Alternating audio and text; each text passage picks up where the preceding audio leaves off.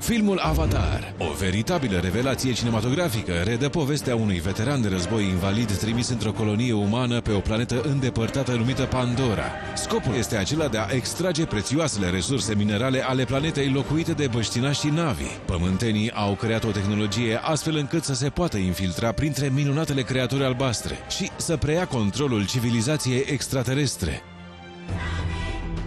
Lumea fantastică a Pandorei ni se dezvăluie drept un univers magic, locuit de un popor curajos, cu un limbaj original și percepții extrasenzoriale greu de înțeles pentru pământeni.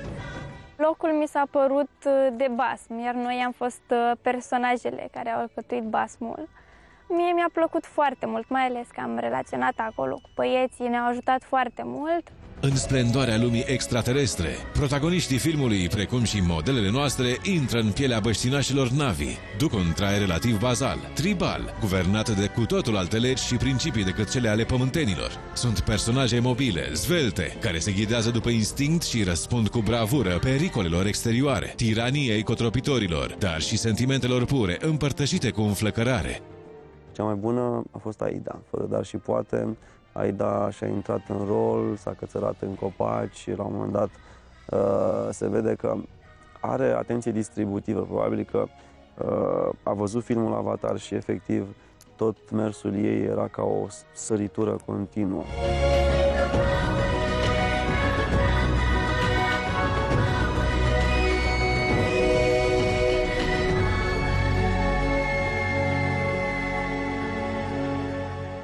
Mi-am intrat foarte repede în rol, datorită machiajului și costumului și tot.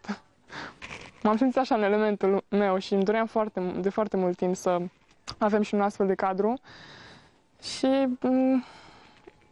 eu sper că m-am descurcat bine. Ginny cred că a fost ușor să intre în rol, fiindcă, cum zicea și Cătălin, ăsta e mersul ei de zi cu zi. Pur și simplu trebuia un pic să se mai aplece.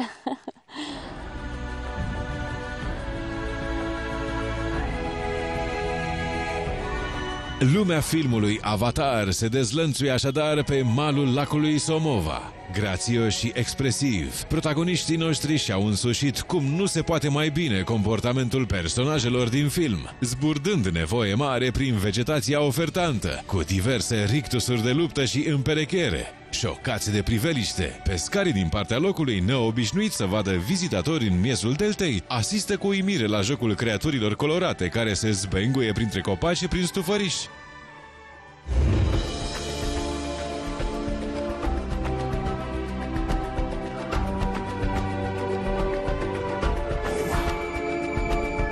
În ciuda războiului iscat de pământeni, finalul filmului Avatar este unul fericit, în care dragostea triumfă. La ceas de seară, cei doi protagoniști ai filmului se regăsesc și își continuă fericiți traiul în lumea Pandorei.